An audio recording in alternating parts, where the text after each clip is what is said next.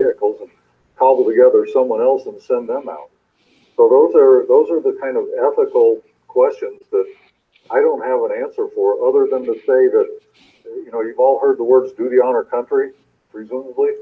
That gives you an ethical, a moral foundation. It's a foundation of integrity. And when you're making all your decisions based on that, you can look back and say, okay, I made the wrong decision. But no one can question why you made that decision if it's built on the proper foundation. Music and the truth until dawn. Right now, I got a few words for some of our brothers and sisters in the occupied zone.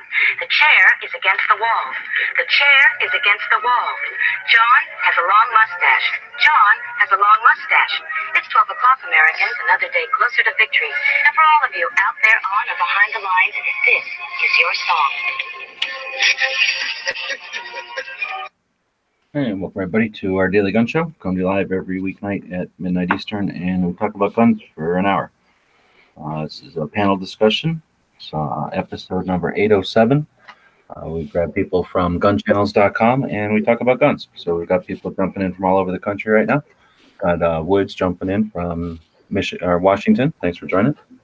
Thanks for the invite, Jay. Thanks for joining. Then we got Cycle Camp coming in from Connecticut. Other side of the country. The armpit of the East. All right. We got Utah. Our Dead Horse just jumped in from Utah. Thanks for joining. Howdy. Thanks for having me. You bet. And then Ghost jumping in from Arkansas. Thanks for jumping in. Hey, thanks for having me, G. Appreciate it. Yeah, sorry I missed your show earlier. I got there just at the end, and then I started listening. So I just got done watching your show, actually. Pretty good show. It was an interesting thing, but I think the one thing we can take away from it, it was a good discussion. Whether or not everyone agreed with everything, but it was a discussion was great. Let's see. So we're on episode 807. It's a Tuesday. Normally we talk about Second Amendment stuff on this show on Tuesdays. So started off the show tonight with something different than the typical music or whatever. Robbie had posted something on Gun Channels earlier. It's a conversation between retired Colonel Larry Perino, Colonel Lee Van Arsdale, and Master Sergeant Kyle Lamb, three of the guys that were in Gothic Serpent, which everybody thinks of as the Battle of Mogadishu, which everybody thinks of as Black Hawk Down, that movie. So the guys from Delta, well, Kyle Lamb is from Delta, and the other two guys are whatever you call, like, officers. So leadership. So Black Hawk Down is written by a Ranger. This conversation was by people who had a different, maybe a larger, at least a different perspective on the whole situation. And it was a really interesting conversation, and that little piece there, I believe, was retired Colonel Lee Van Arsdale talking about decisions and how you make them and living with them. This is a conversation with these three guys with a friend of theirs, so I don't know his name, at West Point. So this is these guys talking leadership to the next group of leaders, eventually, or a new group of leaders coming out of West Point, which is the military, or the Army's military, university or college? Academy. Yeah. Anyway, super good thing to listen to. It's an hour and 19 minutes long. That little blurb was from about the hour and 10-minute mark. Just super cool. It's just really interesting to hear people talk about something that brought, for example, night vision to frontline units and stuff. Like before that, it wasn't really used. Lots of operational stuff that was used later on come from lessons learned there. It's really interesting to listen to. Anybody else have a chance to listen to it today? No, but I want to go back and hear what they had to say, because I was there, obviously, a couple years after Black Hawk Down, but I need to go back and listen to. That'd be awesome to listen to. Otherwise, what do we want to talk about tonight? It's the 30th. Yeah, up there, 30th of April, which puts us on a date where I don't know of anything that happened today, but yesterday something interesting happened, and tomorrow we have things on the calendar. Oh, wrong link here. Yesterday, historically, something happened, or are you talking about NRA yesterday? Oh, well, I guess NRA too, but yeah, I'm thinking just calendar-wise. I just was looking at the calendar a little earlier. Well, the LA riot started yesterday in 1992. So I didn't know that. Wow. Yeah, April 29th through May 4th. I think that's an interesting one to talk about because it's a recent, in our lifetime example of why you would need an AR-15. We can get that question quite a bit, and the whole idea that you don't need some people think it's crazy to think, or it's, I don't know what the word would be. They think it's they think it's unrealistic. Maybe is the word I'm thinking of, to think you need an AR-15 for anything other than violence or whatever. Where an AR-15 or the semi-automatic rifle held in the hands of people on top of a rooftop was able to stop a mob. So, real relevant, I believe, a relevant example of why AR-15 is a good thing to have. But a bad, sad time in our country or whatever. Interesting, I think, to look at. It's interesting. I found out about it from Angelina when I was in LA last year this time, looking for a place to take a picture of the van, with the sunrise, because I figured somewhere west of LA would give me a good picture of the sun coming up through the buildings. And where she put me was right where the LA riots were kind of halted. And that got me interested. I visited all the locations that were iconic from the photographs at the time, and the locations that were, I guess, relevant in the evolution of the whole thing as it evolved over the couple of days. And then I went to the LA Police Museum later, and there's nothing there about the LA riots. I think that was kind of interesting too, because I think the LA riots are a big factor as the failure of the police at the time. I mean, whatever, 2020 hindsight, but that was a big factor as the police interaction or lack of allowed some of that stuff to fester or happen, potentially even caused the whole thing. So anyway, I think the LA riots are really interesting, and it's never a good idea to forget uncomfortable, violent things, because you need to learn from those so that they don't happen again, right?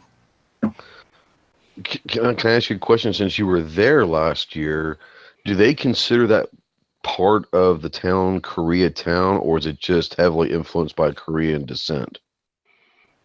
Well, I don't know. I'm not going to say I know LA or nothing, but basically where the riots, like I consider where the riots started, the intersection where dude got pulled out of his truck and smashed in the head with a brick, and the television helicopters filmed the whole thing.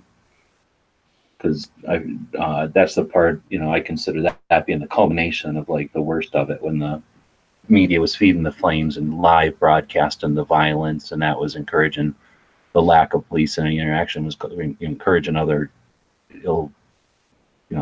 other people that were willing to do that kind of garbage to run out, and it was fanning the flames. At the same time, it allowed people to see what was happening, that were witnesses that were there, and they were the people that went out and braved against the mobs themselves and brought that guy to the hospital, for example, and others. So they did both, but at the same time, they definitely fueled the flames for the bad guys. Anyway, so if you consider that the center of the whole thing, which is technically a block south of where it actually started, it's like 3 or 4 blocks north of there is what they call Koreatown. Now, if Angelina was here, she could give us a better layout of the city, or maybe Mr. Knives, because he lives not that far from there, really. But at least as far as I'm concerned, he lives pretty close to it. But I don't know what you'd call the area where it actually started. I think they just call that South LA or South Central LA, maybe. I might be wrong on that. Yeah, they call it South Central, but I know that the people that were on the rooftops and all that, I want to say they were predominantly Korean, but I didn't know if that was actually just because they happened to be there and they were Korean, or that was actually a town that most of the Koreans lived in. I didn't know. It's an area of downtown LA that's called Koreatown. It's totally called Koreatown today still. And you go there. Okay. It's Koreatown where like the signs are in Koreatown. And right. Okay. All the buildings are still there. They have a different facade than they had then, but I parked the van in front of the main building that you get all the, the pictures, the iconic picture of the guys on the roof, and you could see the flames behind them, kind of thing. That's at this one building looking south towards where it all started. And it's all, like I said, the building's changed over the 20 years now, 30 years, 20 years. It's just crazy to think that it doesn't seem like that long ago, It doesn't seem like that long ago at all. Well, I think something happened on the 30th that's even more, well, in the same lines, and that is what's going on in Venezuela, where people are starting to take up arms. And the funny part of that is, so MSNBC has a news report, and the reporter says, quote, in Venezuela, gun ownership is not something that's open to everybody. So if the military have the guns, they have the power. And I'll tell you what, you couldn't have a stronger case for the Second Amendment than that comment. Yeah, because that's basically, in essence, the Second Amendment right there. Yep. Only the military is allowed to have the guns, so they got the power, baby. So you little guys that want to, coup or revolt or whatever, you're screwed because you can't have weapons. Well, and those of us that are old enough to remember watching all that, because I remember just being glued to my TV in '92, because I would have been 23, and I couldn't even fathom the cops would drive away. And that line that they were showing, they would literally show graphics saying the cops are here and here, but not anywhere in here. Well, that's sort of like, in Britain and France, where, there are these no-go zones with the, the Muslim areas where they just, hey, we just leave these guys alone. They do what they want to do. Unless, of course, you're you have a Second Amendment, you're allowed to carry, and you can defend yourself from crap like that. Yeah, Clover and I were talking on the phone earlier today, and we were talking about the historicness of the Declaration of Independence and the Constitution. About, if we think about it, these guys were, except for maybe Ben Franklin and a couple others, these guys were all in their 20s and early 30s because they were dead before they were 50 typically back then.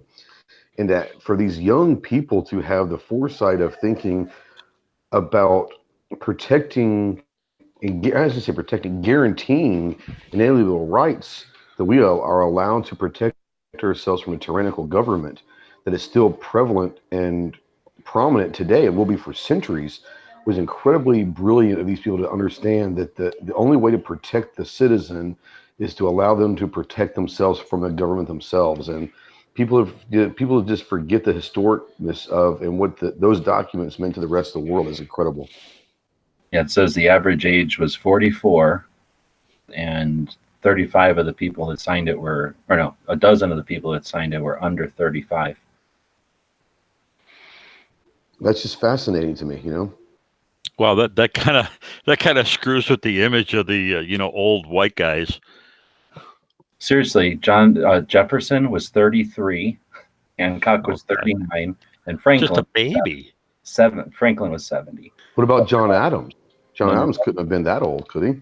James Monroe was 18. Alexander Hamilton was 21. Did you say 18 for Madison? Yes. No, John Monroe.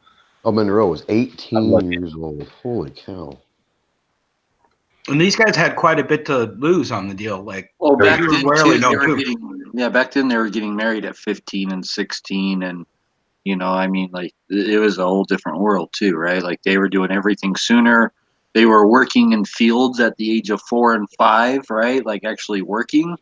So yeah, it was a whole different world. So I was gonna say I was married at 20. It ain't that much of a difference. 4 years over 200 years. Yeah, but that's the whole point. Is it was still different back then, but we're still talking about people that were 20s and 30s that changed the face of the world forever over a document. It's just fascinating to me. Yeah, I had no idea they were so young. I always thought they were like Franklin, When they signed the Declaration of Independence, Betsy Ross was 24. Hamilton was 21. Hale was 21. Marshall was 20. Aaron Burr was 20. Wow. Monroe was a bunch of college frat boys. Well, see, they didn't have the advantage of a progressive college education, or else they would have just caved, right? Major Thomas Young, age 12. This is Andrew Jackson was 9 when it was signed. He wasn't obviously a general until later, but they're just showing we see them all on paintings and coins and stamps and whatever as old men. And of course, the narrative is that they were a bunch of old, well-off, already established, had done everything and been there and got all the money and we're doing everything with the greed and, you know, creating a system so that no one else could get what they already got. And yeah, not even aware that most of them were under 34, under 35. Wow. Some of them were, 18 to 20. That's pretty freaking amazing. How old was Alan Gottlieb when he started the Citizens Committee for the right to keep and bear arms? Was he like 22, 23, something like that? Yeah, 24. Okay, yeah. And he was young. Got sick of the Gun Control Act, 1968, and decided to do something about it when he was 24. Kept doing stuff. All right, so anyway, I was going to talk about stuff that's going on. So that was yesterday, and that happened for 4 days. So it was a riot that went through billions of dollars. I don't know if it was billions, millions for sure, maybe billions of dollars worth of damage. And there's no, I don't know, anybody wants to say it's a black and white thing is crazy. I mean, black and white as far as like a black and white case kind of thing. Obviously, it was a racial thing, but the idea that it was just anyone was at fault was crazy because the police created a situation that they've notoriously done. I mean, they did it in the 60s, they've done it before. This is the way LA does their thing. And I'm not saying all police are bad or anything, but it's a situation that was brewing and boiled. Then you had Rodney King happen, and then the stuff that actually instigated the riots was just tough to justify. It's tough to justify for sure. And then, of course, like everybody's saying, the media coverage and the police inactions or the actions, whatever you want to call it, just created a mess. But then, you know, it ended. People came in and human beings, you know, healed and repaired and rebuilt, and we have a strong, you know, Los Angeles still. So people that would suggest that everything's failing and we're blah blah blah, well, we have systems that can survive even the worst situations like this. So even with, you know, complete chaos and carnage, we have a healthy, growing Los Angeles as a result. So anyway, I like to throw that out there. We're not saying it's all doom and gloom, but let's remember that was 4 days of shit that are in our lifetimes, and anybody who wants to suggest to us we shouldn't have AR-15 is ignorant or blind to, well, you know, blind to that issue. So let's talk about tomorrow, the 1st of May. Turns out it is Labor Day in China. Everybody know that? Guess who's not getting patches tomorrow? Right. That must be a really big. That must be a really big day in China because all those people are just laboring their butts off. You know it. So yeah. So I guess I found that out. So in this country, though, we can celebrate things like the bar being adopted on February 27th. What the hell?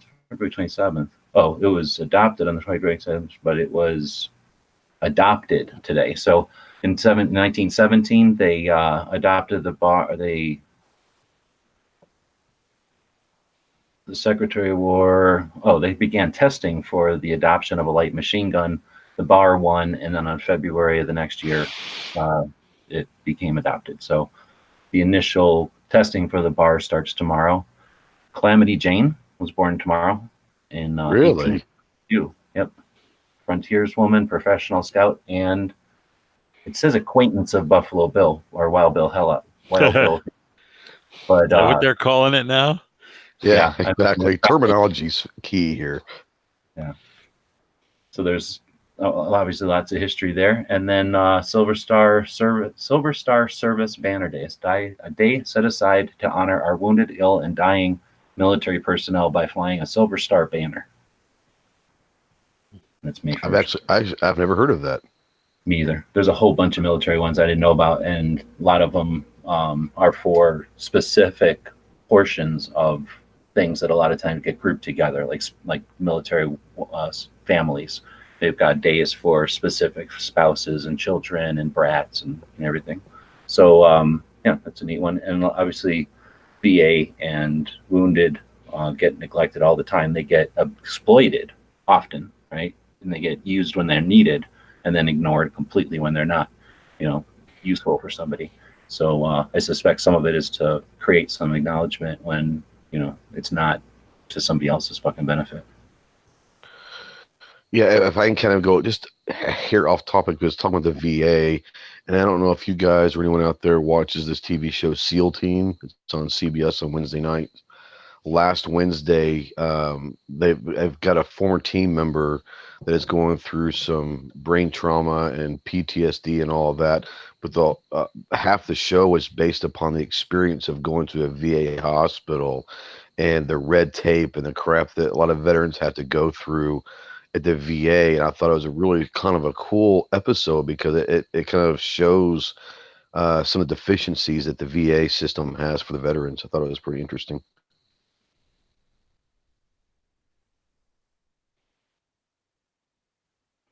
Sorry for jumping off track. My bad. No, I think that's what it's all about, right? That's why they create those days, so it creates conversation. And then it is the day that Nambu died. So I have no idea how to say his first name. Kijururu, something about Nambu. 1949. He died when he was 80. He was born in 1869. They call him the John Browning in Japan. He made the Nambu pistol, but he was also involved with the, I think the Arisaka and some other stuff. I'm trying to remember my Japanese inventors. I think he's the older one, and then no, maybe not. Yep. No, he's the younger one. So Arisaka was older, created the rifles, and then this guy helped or worked with them, and then made the Nambu pistol, the Arisaka rifles from 1897. So he made his pistol after.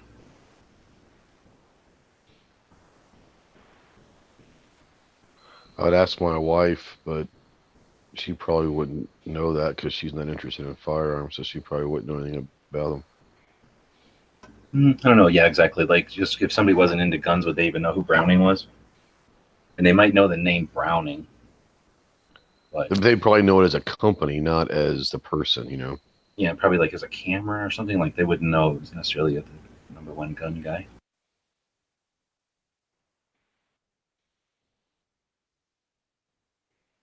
All right. Well, so where else are we going?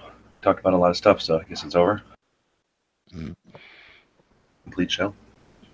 I like I sent you a text earlier, but I crashed hard last night. The weekend hit me, so I was watching DGS last night, and the intro was epic. I really enjoyed the robot intro. It was great. It was a bit of a battle off air, but we won. Humans won. I'm glad you triumphed. I went to my first rally in Olympia, Washington last Saturday, and that was super fun. Got to watch Derek LeBlanc from Kids Safe talk, and got to meet him for a minute, and then talked with the Pink Pistol ladies for quite a while. It was really interesting watching the transvestite ladies speak in front of a bunch of mostly white dudes, and they're like kind of like you could see on their face that social distortion for them that like I believe in what you believe in. And it was kind of awesome. Like it was like super uplifting, and like it was great. It was great all the way around. I tell you, one of my coolest moments of the past week in NRA was I was in the media room talking with Big Tony Simon, and Aaron Paulette was in there, and we were talking, and it was awesome to be around Aaron Paulette. I mean, you know, and I'm gonna call her a she. She is so instrumental in bringing up so many different things in the gun community, but she's a fascinating person. And I don't know if that's who you're talking about, was Aaron there, but if it was Aaron Paulette, man, I was an honor to meet her. It was really awesome to be around her because she's so positive, knowing that everything is stacked up against her in this community. But it was amazing to sit down and talk with her for a little bit this weekend. It was awesome. It wasn't Aaron, but very similar. Just everything they had to say was upbringing, and they were bringing up the fact that they're probably one of the most marginalized groups, and for decades they have had violence against them, and just the idea that they stand up and can defend themselves, and they even were smart enough to offer some less lethal options and training, and they were just there to just help people as much as they could. And like I can't say enough good things about that organization because I feel like it's just great. Yeah. I was talking off air after the chat tonight with Yankee a little bit, and he said, and I was going to kind of get your opinion. he said he was a little disappointed about the rally, but he didn't expand as to why. What were your thoughts overall of the rally? I wish more people would have been there because, like, they believe last year's they had probably double the number. I would say 700 people were there, and it was a really nice day, so it wasn't like it was raining or regular Washington. So we could have done better, but I always try to figure out the cup's half full, and the people that I got to see in the legislature, they were in session, so it was funny because they would keep bringing people out of the session, and they would come out and tell about how they're in there fighting right now for us. So it was really nice. And then they had a couple of the sheriffs that were doing the we're not gonna. They basically told the state, we're not going to enforce your 1639. Do what you got to do, but we're not going to do that. That's unconstitutional. It's mostly sheriffs from the east side of the state and kind of the south part of the state. But it was nice to just hear those sheriffs going, "No, we took an oath, and that's not it." Well, it's also nice that they showed up. That's that's a positive in itself that they went there.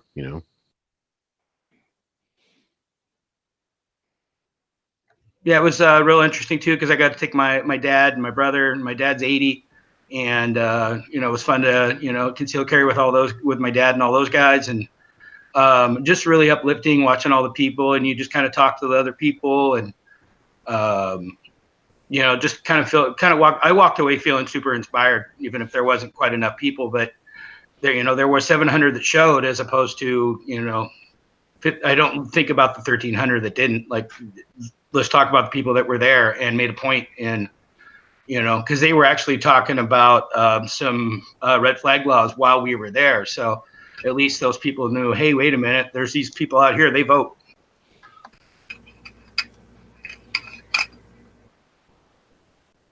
So what do you mean, like 1,300? Where did that number come from?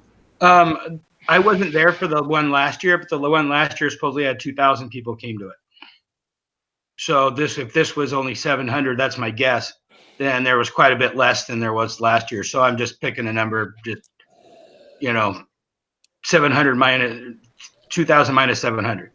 Right on. And this one though was not in defense of something or whatever. Like, this one was just to happen, right? Or was this in defense of something? I'm not aware. It wasn't. Well, I mean, it's a little bit to tell him that 1639 blows, but I mean, it's an annual thing that this girl just jumped up on Facebook and got it all done and contacted a bunch of people. And like, I know last year she was doing it while she was pregnant.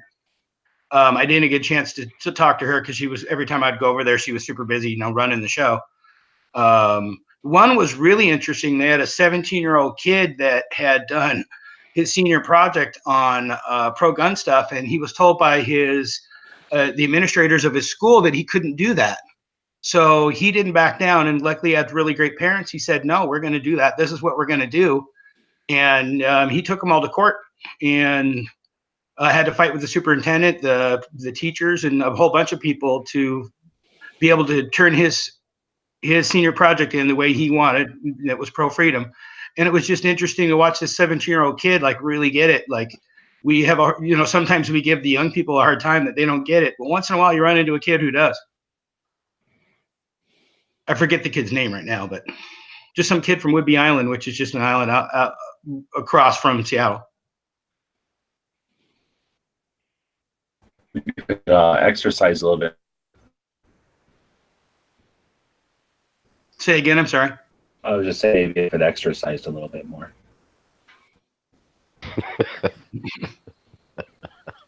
Well, he had a good point. He's like, I'm glad you guys are all here because I feel really safe because I can't carry because I'm only a kid.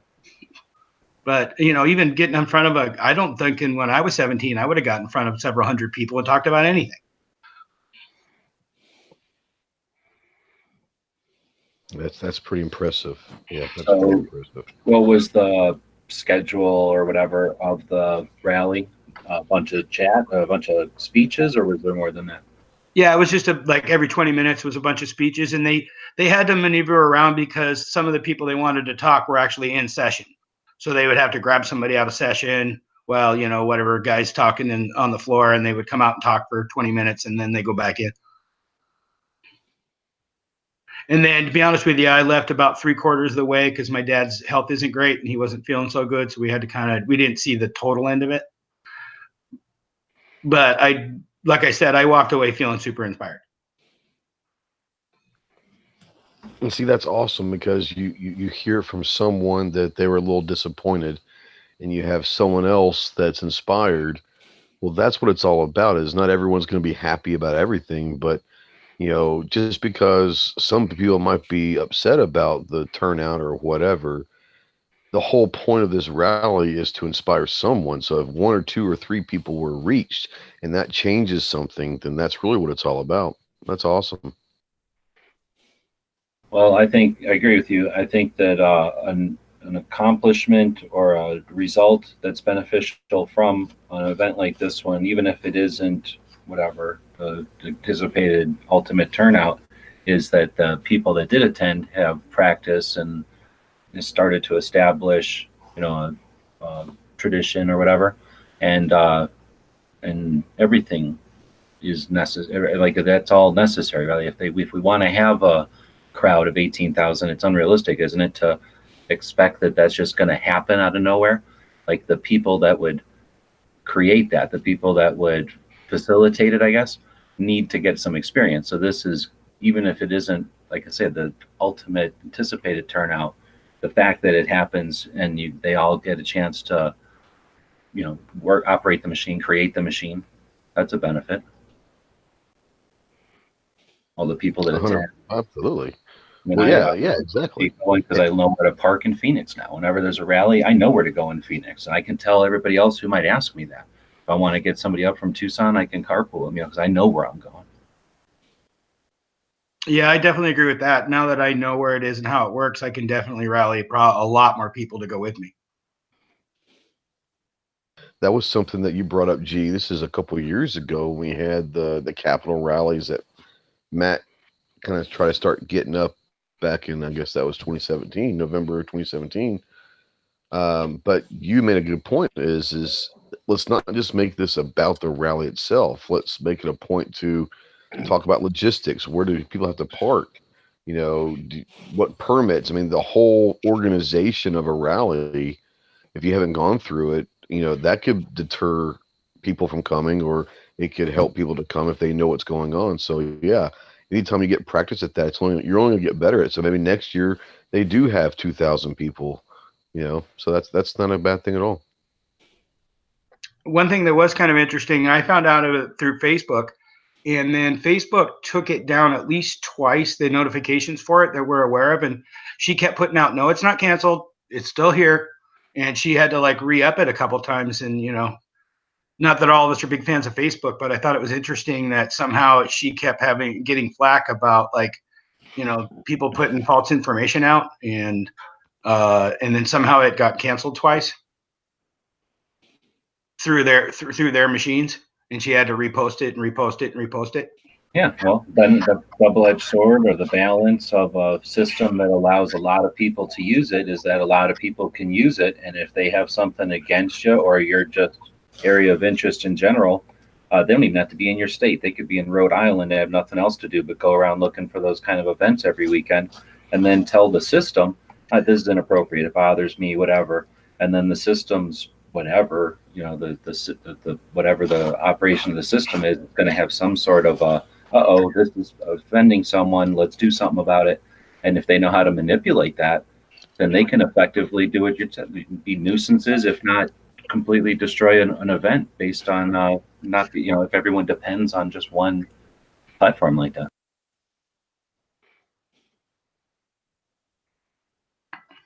Ooh, Facebook sucks. That's the John Brown mentioned that Hitler died on 4/30, allegedly. So some good things did happen. Allegedly, but yeah.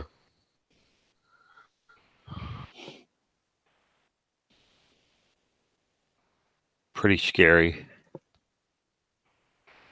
Yeah, they're getting ready to put some of the gun bills up. They voted a couple out of committee that really suck. And they're getting ready to vote them in here in Connecticut. So I don't care. Which They've ones are already there that made they're me gonna a be voting on? felon multiple times over, so I give up. What are some of the bills that are going to be voted on pretty soon? Oh, they wanna do one of them is the ghost gun thing about not being able to make guns that don't have serial numbers on them, which is bullshit. Because the whole intent of the law is to keep people that aren't supposed to have guns from being able to make guns, but felons are already prohibited from making their own guns anyway. So, yeah, Vanessa and Kitty, we're felons for picking our own nose here. That's pretty good. Um, and then they have another one that's safe storage. And I specifically spoke about the Safe Storage Act in cars because basically what they've admitted is since they never prosecute anybody for stealing guns, if you look at the Nolly rate here in Connecticut, it's like 80 some odd percent. So basically, a thief steals a gun, and What's a they don't nollie prosecute the. I'm sorry. So what's a nollie rate? Nolly means that the charge gets brought by the police, but the attorney for the state decides not to prosecute. And most of the time, or as best as we can tell, the reason they don't prosecute these is because they have mandatory minimum sentences, and they use these as leverage with hardened criminals to get the criminals to roll over on their buddies. So basically, they say, "Hey, we'll take this gun charge off the table if you will tell us, something more about the other guys in your organization or who you work for or that kind of thing." So basically, what ends up happening is a criminal, it's used as leverage to flip the criminal. But if it's a regular gun owner, you have nothing to give the prosecutor, so you just get screwed, and you get the mandatory minimum sentence. So the idea was that, oh, we're worried about violence, especially gun violence, because that's the worst kind of violence, because it's the most deadliest violence. So what we're going to do is, even though it's illegal to murder and it's illegal to do violence, we're going to say it's extra illegal. It's extra illegal, super secret illegal to do violence with a gun. And that wasn't enough. So then they said, you know what? If you do violence with a gun, it's a mandatory minimum, and that's going to solve people from ever using a gun again. And then what happens is, instead of enforcing it, blindly, I guess, or whatever the word would be, they use discretion. Well, I guess no, they're enforcing it correctly. They're enforcing it. They're arresting them for all these different items. So you jaywalked and you had a gun. So now that's a gun charge and a jaywalking charge. So now you go to court, and the judicial system is stepping in and saying, I tell you what, since I don't have any room at all, I have to give you this mandatory minimum. I'm going to, instead of giving you some sort of, what's the word, like insightful, thought out justice per case, I'm going to have to give you a minimum. So instead, I'm going to wield this as some sort of like extortion to, like you're saying, some kind of scheme to get the bigger bad guy or whatever. And then they don't even ever have to enforce a mandatory minimum for the bad guys, because they have, like you say, all kinds of alternative reasons to have them in jail in the first place. And the guy who was just jaywalking, it's like, well, we'll drop your jaywalking charge, but we can't drop this one. So you're going to jail for 75 years. Right. And so the issue is, the real issue is, if they charged people and convicted them of stealing guns, then maybe there would be a negative see, if there's no negative consequence, nobody cares. The whole point is, if you steal guns and actually the most guns in Connecticut get stolen out of police cars. So we don't want to talk about that. Oh my God. But the bottom line is, if the criminal knows that he can make a plea deal with the attorney and get the gun charges removed, then there's no incentive for him not to steal guns and break into cars and stuff. So basically what they figured out is, we can't stop the criminals from stealing guns from cars and homes, so we'll make it the gun owner's responsibility to stop the criminal from stealing guns from cars and homes. And if they don't do a good enough job stopping them, we'll make them responsible and charge them with the felony. And that's the thing that kills you. So And you're in the essence, what victim. they're saying Somebody is they're going breaks to into make your those gun car. owners criminals. Right. So you're the victim. Somebody breaks into your car and steals your gun, but you're responsible because you didn't take enough steps to stop that guy from stealing your gun.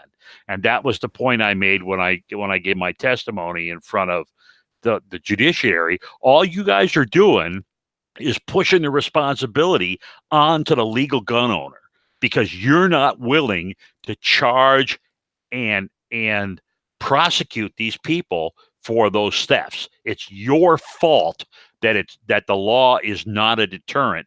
So now you come up with a law that makes the gun owner responsible for the fact that you don't enforce the laws against theft that you already have on the books.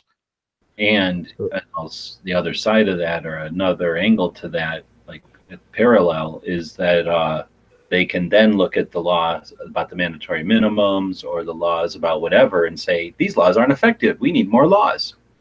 Right, exactly. And they just create more laws, which they will not enforce because they can use them as leverage against real criminals.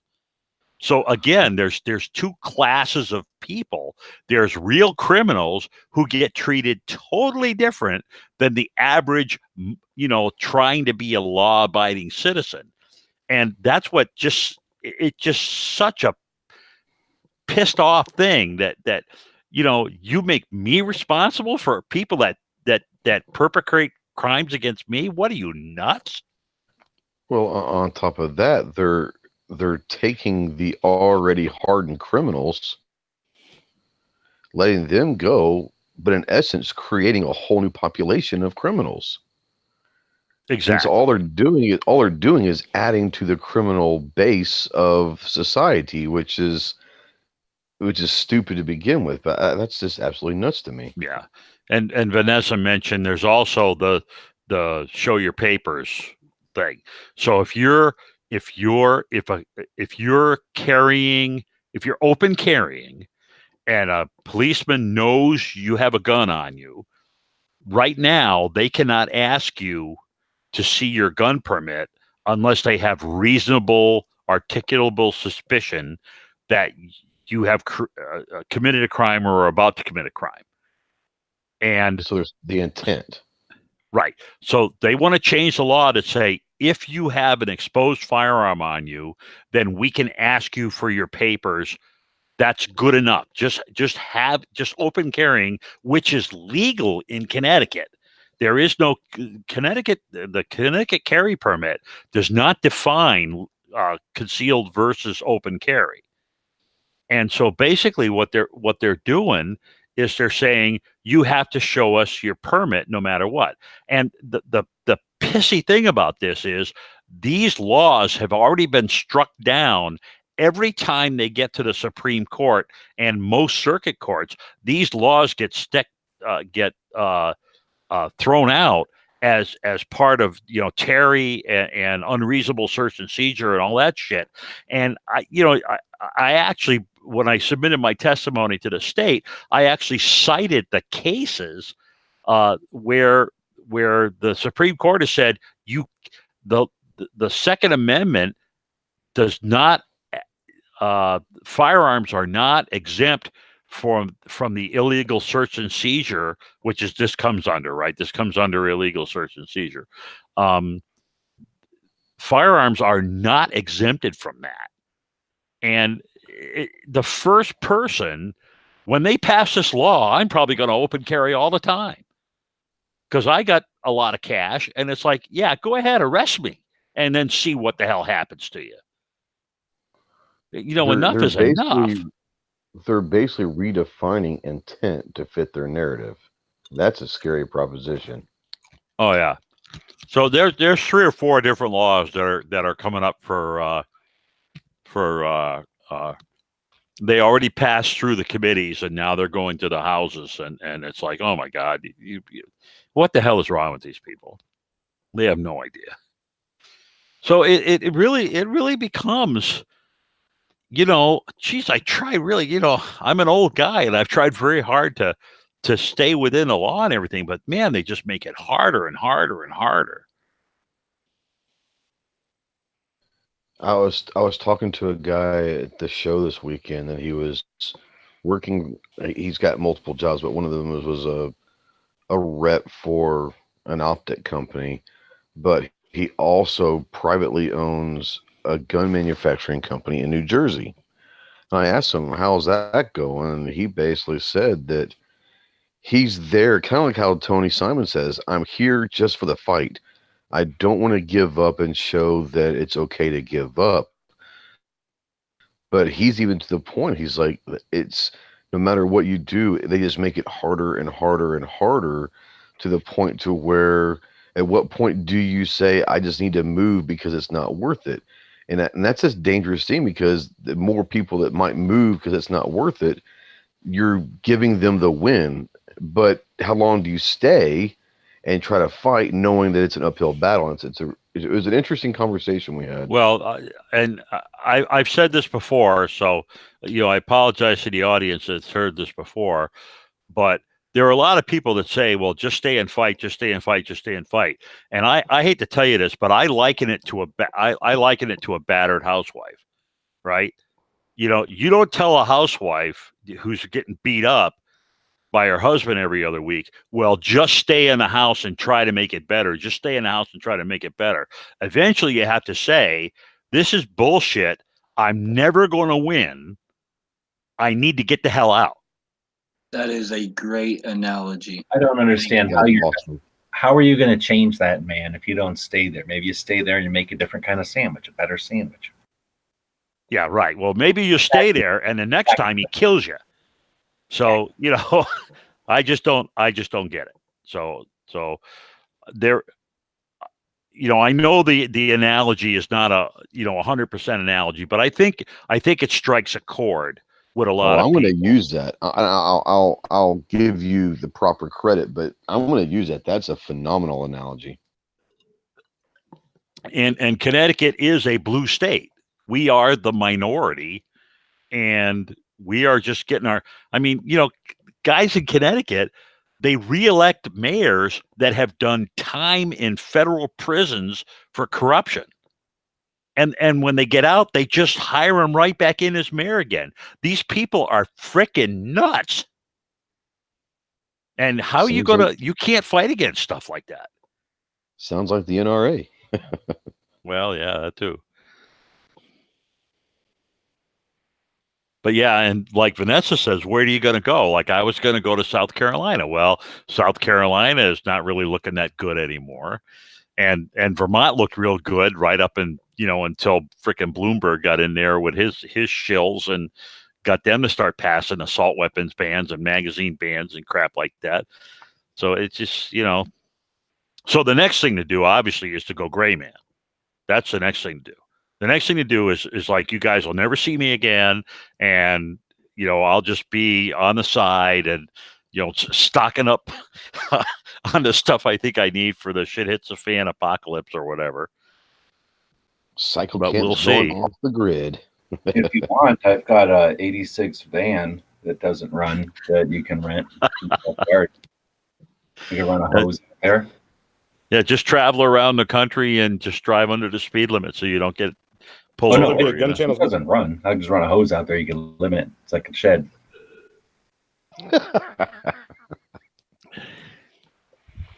But yeah, it is, like I said, I liken it to being a battered spouse, and eventually you have to say, there's nothing that I can do to change the way that he acts. When I say he, I mean the state.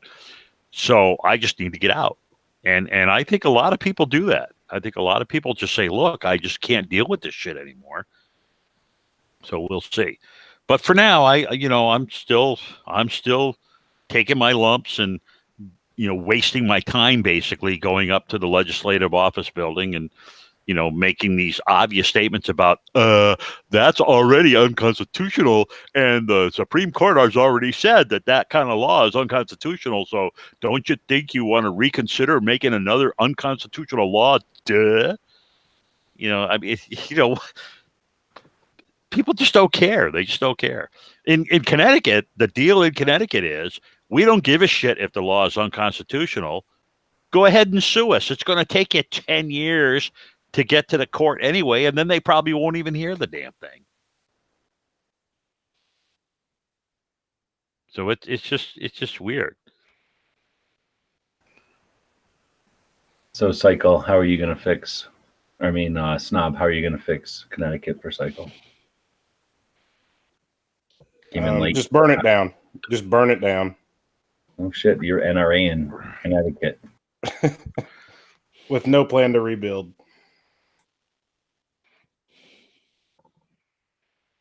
Yeah, and I agree with Vanessa in the YouTube chat that you just have to. Eventually, it comes down to, what do you have to do to make yourself safe? And I just won't go to places that won't let me carry. I just won't go. And places that are like Stop and Shop, for a while, Stop and Shop had no carry signs. And a bunch of us, told them, that's it. We're not going to shop here anymore. And they took them down. So it was pretty good. P.N. Woods. No, I'm not with P.N. Woods. Good Lord, no, he's in Washington. Well, I'm totally at the opposite end of the country from him. I'm in Connecticut. We do have the same crappy law because in July 1st, our safe storage law starts, but they didn't even define what safe storage means. But if the bad guy gets the gun, then you go to jail for a Class C felony if he commits a crime with the gun you stole from you, just like you just talked about. I'm preaching to the choir here. All right. Which is a lot of horseshit because, again, they're making you responsible for someone else's criminal act. You can't even get insurance against a person that does a criminal act. Okay. I've got a solution for Woods and for Cycle. It's real simple. There was a country song in the 90s wrote just for this. I believe it was by Diamond Rio. And, Woods just starts walking Cycle's way and Cycle just starts walking his, and they'll meet in the middle. And it's a free state. Well, geez, I don't know. I think in the middle between us is Illinois, and that doesn't work out real well. Well, you got to go one state or two states over. I think it would be Iowa. I think it would be Iowa between you. Yeah, maybe Iowa. Yeah. Arkansas is not bad. Arkansas, Tennessee are not bad. Do we have to walk? I don't see either one of us walking so far. No, I was going to I'd welcome you guys to Arkansas anytime. Yep. All right. And I at least have one relative out there, so it's not that bad. I'm gonna go over here to the internets, and I'm screen sharing now, and I'm gonna type in gun laws, right? And then I'm gonna hit enter. This is shitty YouTube with an agenda, I suspect. And then let's see what happens when I type in gun laws. Claims that 184 million results, and Wow. right. So you got citizenscount.org. Do we need tighter gun control? Gun laws in New Hampshire. Reform gun laws help stop gun violence. Brady Gun United. Now these are both ads. These are sponsored. This next one is sponsored. Impactfund.org. Help us to support impact litigation and make changes to gun laws. Read stories about real change to impact fund law, litigation funding, social justice lawyers, class actions for good. Right. So this is the kind of stuff that comes up on the page search. We come over here to this little image search, draws your eye to the right. You're gonna scroll down, and of course there's the NRA here. Then you got Every Town for Gun Safety, Brady Campaign, Coalition to Stop, and Americans for Responsible. So, well, 1/5 is pro. If I click on this, I wonder what we get. 1. Then you get on the other side 1, 2, 3, 4, 5, 6, 7, 8, 9, 10, 11. One of ours, 2 of ours, one that takes $4.5 million from the gun industry and produces memes. Then you got a couple of ours, and then a bunch of ours actually. And yeah, ours pretty much at the end here. Oh, and then you get Redneck Revolt, because of course that's gun control somehow. This is the, what are they called? Brown something? Brown Stone Rangers or something? Brown Nose Rangers? I don't know. but they're the Antifa armed militant version or whatever. Anyway, I just thought that was interesting. So I pulled that up and saw that a bunch of anti-gun shit was in here when you type in gun control. Or actually, I typed in gun laws, and then that's what I came up with. And I clicked on more over there. I went to gun control somehow.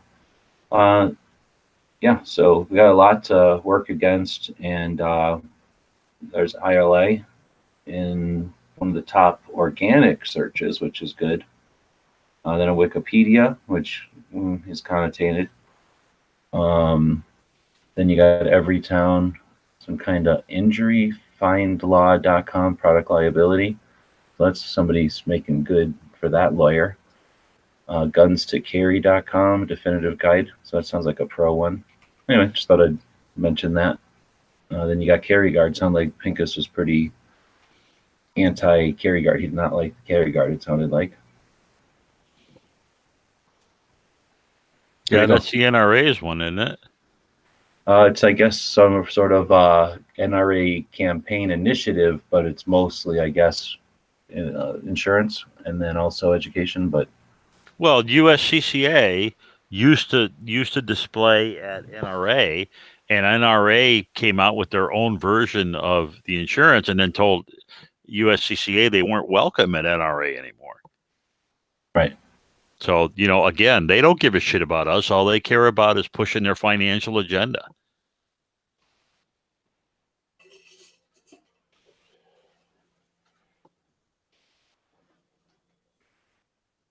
But it has been it's going to be a tough year, man. And of course, we all knew that, but it is definitely going to be a tough year.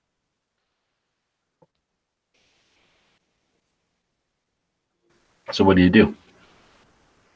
It's 2 I'm going to move. How do we solve it? Or in addition to solving it, what do we do then as a gun culture? How do we affect change in a positive way? Well, you know, I go to the legislative office building, and whenever the committees meet, I try to bring the facts and say, here's the real facts. Here's what the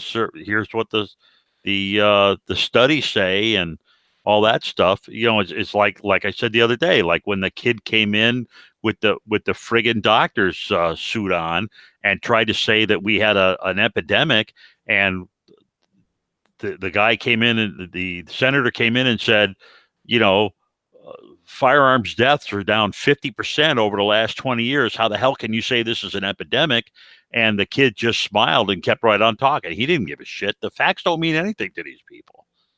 And that's the problem is, you know, we're conservative people tend to want to say, you know, what's reasonable, rational, what do the facts say, and where do they take you? And all these people give a shit about is emotional arguments. Right, that's false. So we can hit that a couple of ways. They don't just do that. If you want to look at it from that perspective, that's all you'll see, but it's not true. They definitely think they have the facts to their side. They just have a different way of cause and effect relationships, or a different perspective on cause and effect. But the other thing is, I understand it can be frustrating in that room when that guy and the people that you're both talking to, trying to sway opinion from or change their mind, you know, and it's not effective. But that would only, it can be frustrating in that room, but it shouldn't be, stuck to that room. It shouldn't have to be confined to that room. You can take the points that guy in the doctor's suit, whatever, you know, incorrect points, you know, illogical assumptions or whatever, and illustrate that to the world. So what happens in that room is crucial, because that's what, if, you know, sways or whatever, hopefully the people that are representing you there. But it's also intel for us to use as ammunition to build knowledge and strategy for future efforts, right? So, you know, we can't just get discouraged and say, oh, we got beat. Instead, we need to, after action, we have to figure out where their crazy ideas are coming from, figure out ways to challenge their crazy ideas, figure out ways to get that message across to people efficiently and maybe hopefully cleverly. So if nothing else, we make them scurry for more incorrect feeling appeals, but so that we get better in the long run of working together and challenging them. So that if we just become, again, I like to use the analogy of the punching bag. If they come up and they know they can punch us as hard or as soft or whatever, as much as they want, knowing we're going to lose momentum and never push back, then that's a pretty dependable punching bag. So if we can do anything to empower us as a community to give them at least what they gave back, so that they have to anticipate something back every single time. And if we can do that, then we should certainly be able to get to where every time they punch us, we push back even harder. And that's the best way to teach somebody not to fuck with us. Well, I mean, that assumes that your actions have consequences. And if your actions have no consequences, then they're meaningless. So when we go in there and people say incredibly stupid things, I mean, the chief of police for Bridgeport perjures himself in front of the committee. 2 hours later, person comes up and says, he made false statements about a particular arrest that was made. The lawyer for the person who was arrested comes up 2 hours later and says, what that guy told you is a lie. This is what really happened. And nothing, had absolutely no impact, zero impact. So again, I don't understand, after you get beat up, saying, well, here's how the guy beat me up, so now I'm a lot smarter for next time the guy beats me up. But the next time you go into the fight, they tie your hands behind your back and the guy beats you up again. I just don't get it. I don't understand that attitude. Again, it's like a battered wife. The husband always makes a credible argument that it's her fault that he's beating her up.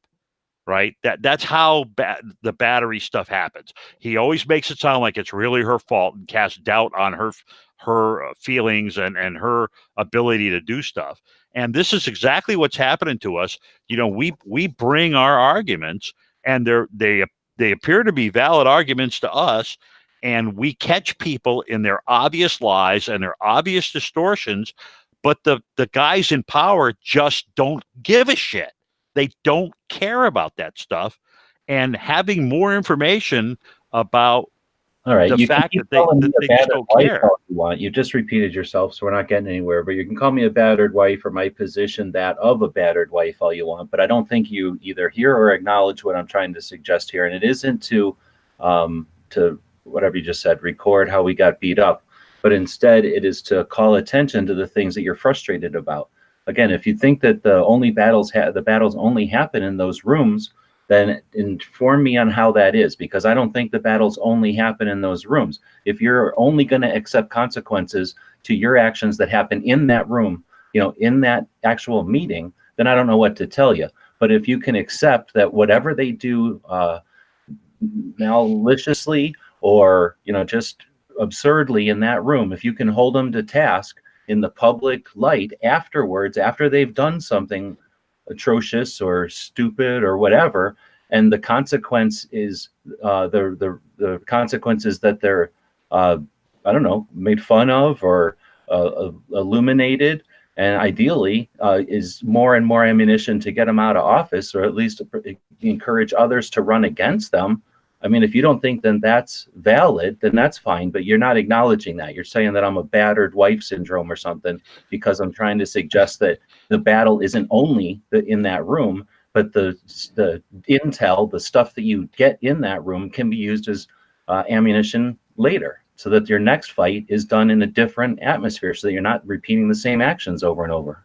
Well, you and I just have to disagree on that, because I've already illustrated to you that these are the people that rehire guys that were committed corruption charges, and they bring that guy right back in, and they hire him right back in as mayor again.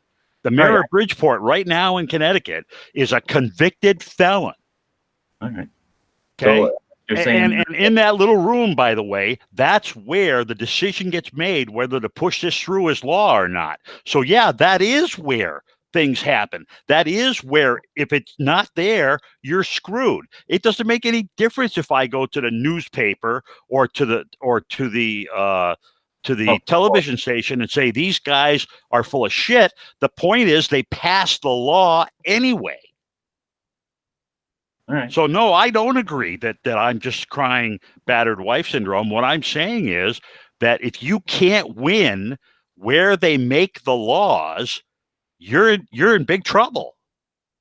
You're correct, but I'm trying to affect the future. I'm trying to change the scenario so that they don't get to own that scenario, and they don't get to have that little power structure.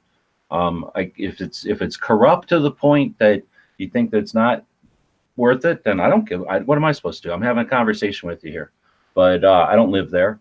And if you feel moving's the way to do it, do it. I'm just fucking trying to throw an idea out there that if it's frustrating being in a room and not getting the consequences you want, then just I'm trying to say, hey, there's more. You put the effort into going there. Somebody else put the effort into filming it probably, or there's record of it. There's got to be people in whatever city we're talking about, whatever region, whatever state, that are interested in video editing and can make some concise things. I'm certainly not fucking talking about taking it to television or newspaper. I don't know if you're using those as an example, but of course I would never suggest that. I'm talking about just a public conversation. And I remember 94. So I remember consequences to actions of representatives. And when they did something without asking that was wrong and irreprehensible, whatever the word is, they were removed. And again, I don't live there. If you're saying that that's not possible to remove people from office, then I don't know how we're going to continue having this kind of conversation. Because I think, again, I remember 94. I can remember Colorado, where they did stupid magazine shit and people got rid of them. But that's because the majority of the people in the state, it's pretty much a red state, and they did stuff that the majority of the people disagreed with. I live in a blue state where the majority of the people believe that gun control and people that own guns are evil and are not to be trusted. And anything you can do to stop them from owning guns, that's a good thing. And when the majority of the state believes that way, there's nothing you can do. You can make your case to your blue in the face, but the bottom line is you're outnumbered, and there's nothing you can do because of it's a democratic process, and if you're outnumbered, you're screwed. Woods, solve this. I think being another person that lives in the blue state, Cycle Camp, I totally respect you, but I don't know if you're right in the fact that all the people hate guns. I think there's a vast majority of the people that live in the blue state that don't really care one way or the other. We have to take that middle group, those non-gunners, and move them more towards our side. Because I don't think all of them really decided. A lot of it is that really the way they write things, like 1639 was safe schools. Well, most people that don't know guns are going to vote for safe schools because it says safe schools. So we just have to educate the people that, that's a different thing entirely. So I think we have to have some really good conversations with our friends and families and people, and we try to move the middle group, that non-gunner group, over towards our side. They don't have to love guns. They just have to love liberty. Do you accept that, Cycle? Do you solve it? Well, my response to that, and you're not going to like it, is people are delusional. People really think that they're in the majority when they're not in the majority. People always want to believe that other folks believe the way they believe. And I understand that that's not actually true. Most of the people in Connecticut are not only not neutral, they are positively against firearm ownership. And it's not a question of, we'll just take the guys that are sitting on the fence and we'll move them all to our side. It doesn't make any difference. There aren't enough of those people to make a difference here in this state. Well, I have the answer to that, but I don't know how to accomplish the answer 100%. You have to start converting the younger generation to be pro-gun. Yes, it's going to take a while, but that's how it has to start. There's no other way to get it. Unless you just move a whole bunch of people in there that enjoy guns.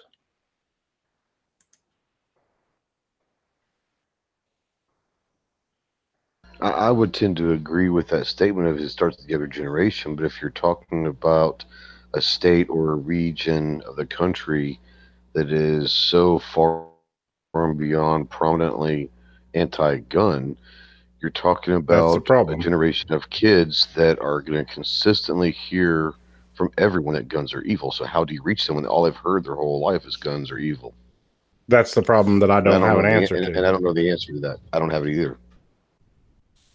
But that's where it has to And start. the point is, in a republic where individual rights are supposed to be sacrosanct, the truth of the matter is it's the Supreme Court and the circuit courts that are supposed to protect my rights in it, First Amendment, Second Amendment, Fourth, Fifth, 14th, all that stuff. And the real problem is the Supreme Court of the United States has dropped the ball on firearms rights, and they have allowed the majority to override the Bill of Rights, and that is what's really wrong here. What's really wrong here is when unconstitutional laws gets passed and when gun rights get trampled on, the people that are supposed to be taking care of that is the Supreme Court and the circuit courts. And they're not doing the job. And they are our last resort because we are in the minority. The bottom line is we are in the minority. Yeah, and to a certain extent, the problem also is over the last 200 plus years, the document that is the Bill of Rights continuously gets reinterpreted. Instead of going back to the initial words that were written, they're pretty concrete words, but over time they keep getting reinterpreted and re-evaluated to where it changes the narrative to something that is of our time. You take the word militia. Back in 1770s, the word militia meant a citizen army. Today, the same word militia is a dirty word to a lot of people. And so that's also the problem is you're taking the words from a document that were quite literal, but over time has been reinterpreted to mean something else by other people, and they use that against us. Well, I mean, you don't even want to get started on how the Second Amendment gets screwed up because you've got the clause in the beginning that is the descriptive clause that has nothing to do with the action clause. The right to bear arms is not granted to the militia. The right to bear arms is granted to the people. The And people, the I understand people that. is used over and over and over again in the Bill of Rights, and it always means the citizenry.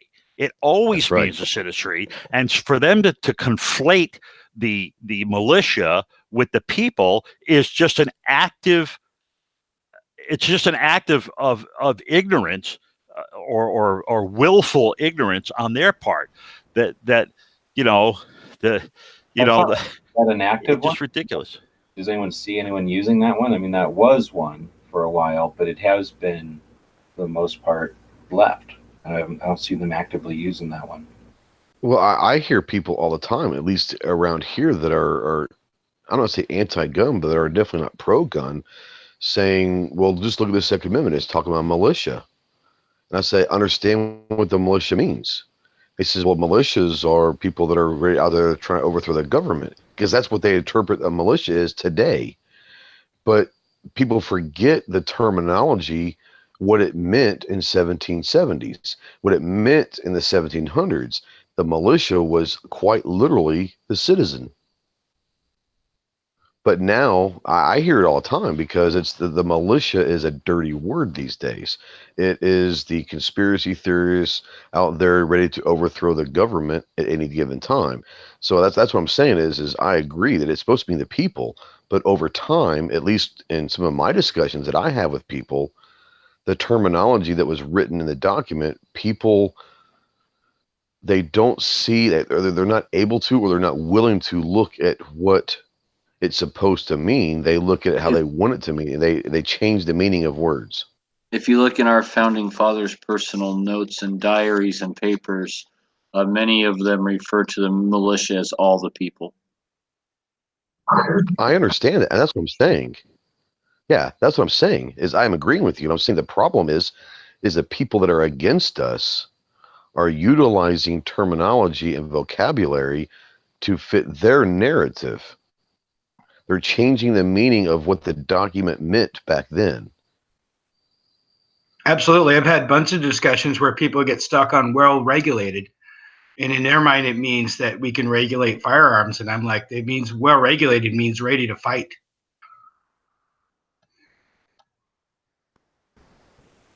It means, yeah, ready to fight and well armed.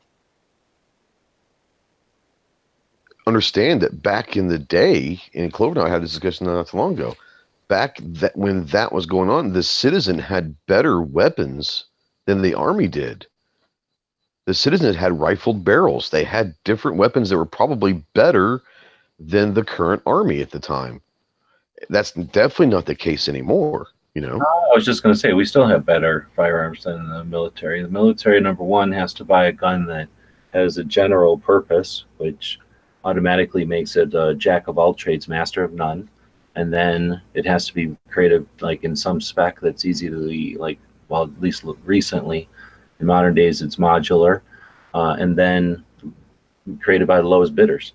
So I would say almost anything you choose, any whatever you want to call type of gun, long range, handgun, even shotguns are going to be better. Pretty much whatever you buy, maybe not the lowest quality stuff, but like anything medium and up is going to be better than GI issue. Technically, I mean, I guess you're talking like tanks and mortars and grenades. Yeah, and stuff. I'm talking about I'm talking. Yeah, exactly. I'm talking about the strength and the firepower and what the military has on a daily basis. A very, very, very small few percent are able to obtain those in the civilian world. But back then, everyone pretty much had better weapons in the military. And that was a way to keep the government under keys, saying not only do we have a lot of people with arms, we have better arms than you do. That's not the case anymore.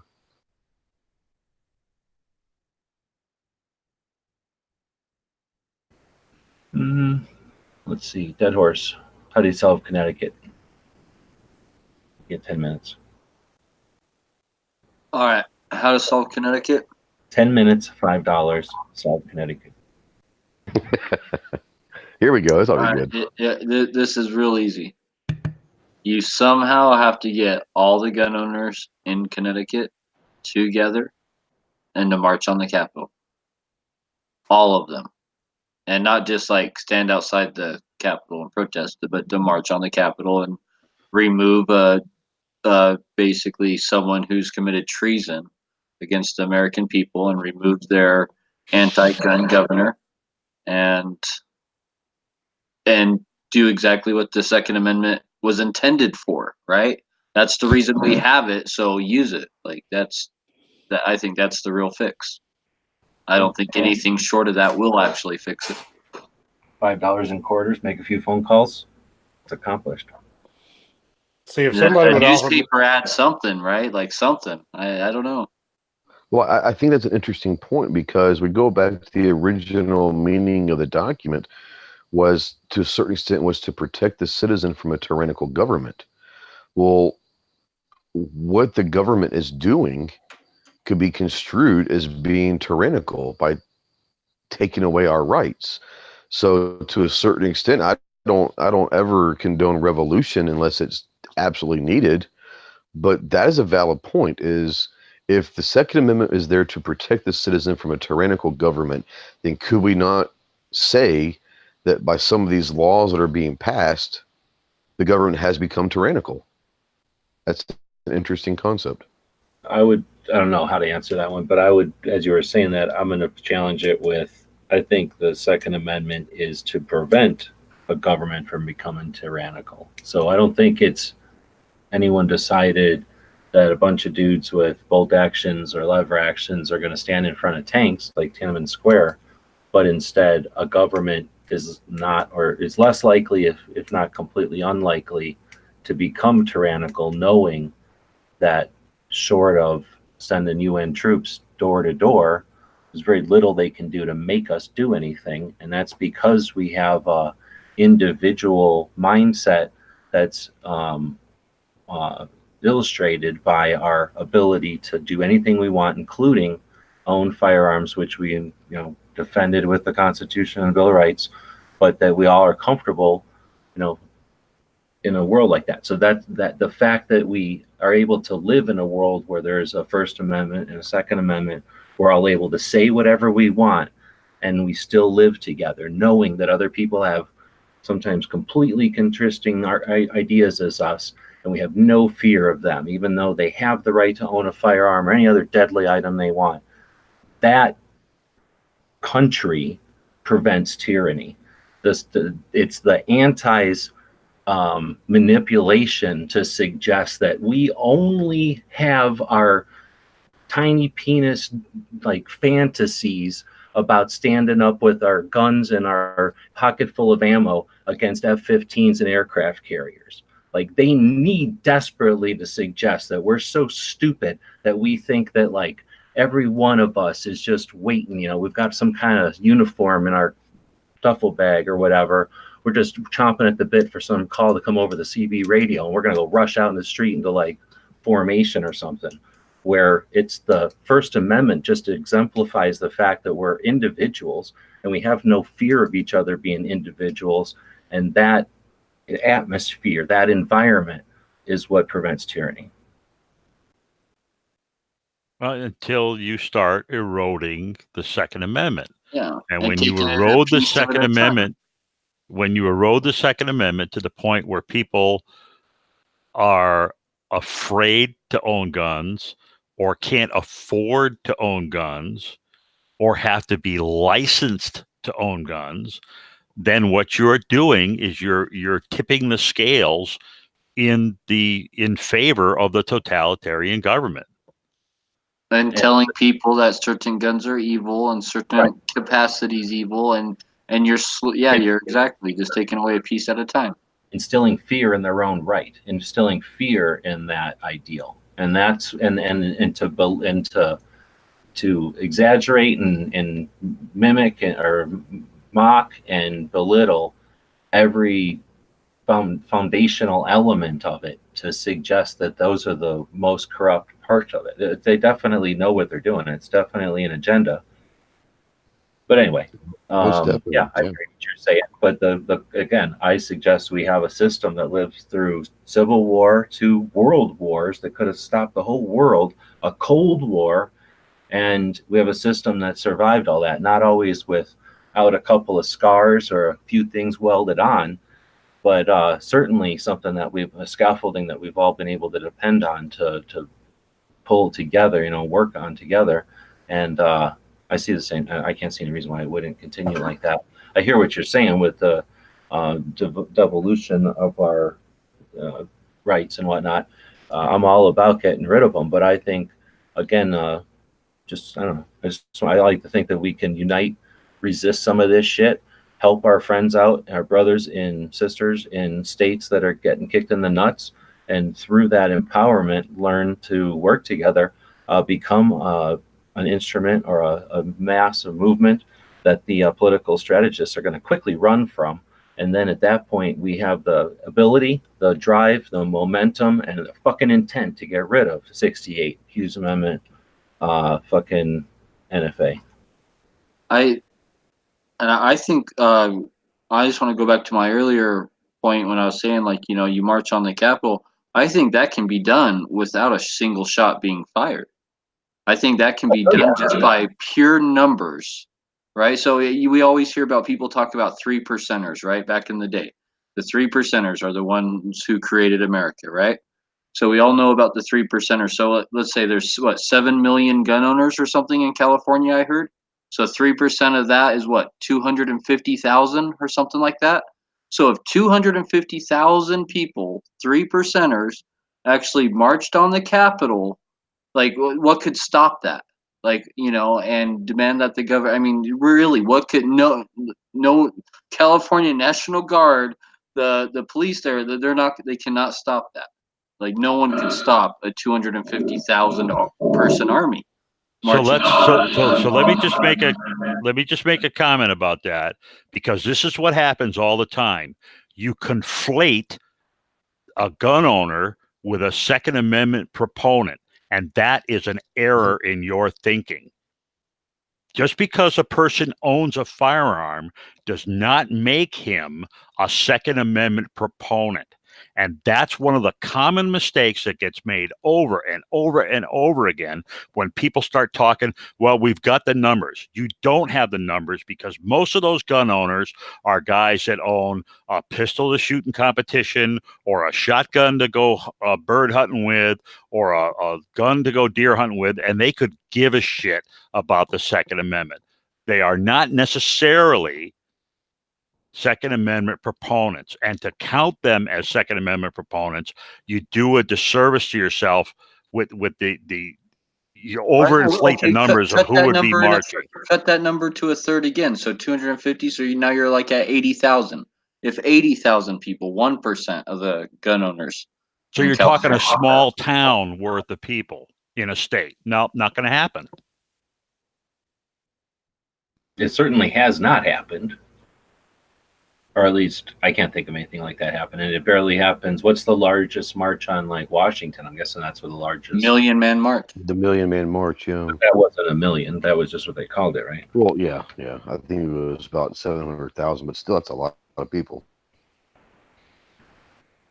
I typed in the largest march on a city. So I got list of protests in the United States by size, according to the Wikipedia, which is never incorrect. The first biggest one, 2017, which was, we all have one. Or no, we don't. I thought it was mom's. It's Women's March, 2017 Women's March. 3 million estimated participants. Well, on the low side, 3 to 4.6. That's got to be spread out over a bunch of different cities, not in one place, though. You know. Okay. I can tell you how you get 80,000 gun owners together to do something. It's pretty easy. Offer free 9mm? No, you have all these companies that just showed up at NRA to offer free swag, and it brings in 80,000 people to Indianapolis. You're right. To get free swag. So you just offer free patches and, free stickers and ink pens and hats, and they'll be there. This is total bullshit. You're right, Dead Horse, 100%. The Washington drew 200,000 people, between 3.2 and 4 whatever, participated in marches across the U.S. So that's total garbage. This is fake protest numbers here. So I'm just saying, like, it doesn't have to be, like, it could be 10,000 people. I think it could be done with 10,000 people. I mean, really, when I look at, I don't think something like that could be stopped. I don't think it takes as many as we think it does to get together when such an unjust law, granted, like, you just can't, go, one day, like, I'm going to go do this one day. But eventually a time I think is going to come in California, Connecticut, where they just keep passing law after law. Like, I think the people are going to get fed up, and I think they're going to realize that they have these tools now, like social media, to communicate with each other and to organize. And I don't think it's going to take as many as they think it will to get real change done. Well, do you realize how big a crowd of 10,000 or 20,000 people is? That's what I'm saying. Like it looks massive. Yeah, like there nothing could stop it. And I don't think just the sheer number could take over. Like, okay, the governor is going to be there. Boom. You all organize at a certain time. You go in there. I think it could all be done without a shot being fired. You don't let him leave. You're like, nope, he's not going nowhere. He's resigning right here and now. We're getting, like we're making some changes. Like, we're tired of tyranny, right? That's why we have the Second Amendment. That's why we have these safeguards that our founding fathers put in place. I think the only thing that's going to really affect any change is by using those safeguards they gave us. I think that's what it's going to come down to. I think it's ironic, and I want to sit there and say that we could all agree for this statement that the vast majority of gun owners or Second Amendment people typically vote Republican. Okay, that's been one of our platforms for the Republican Party for a long, long time. That being said, one of the biggest differences between the Republican Party and the Democratic Party is the Democratic Party believe in a big national government. The Republicans believe in states' rights more, a smaller national government, and more power to the states. But isn't it ironic that our own party, that is primarily the party that most gun owners would vote in, that's where the problems are. These things are not happening on the national level. They are changing right in front of our faces because we allow the states to have more power. And I think that's very, very ironic. Let me throw in here some scale. So I scrolled down a ways. I figured this thing out. Some of those are bogus because they're counting efforts that happen in multiple places.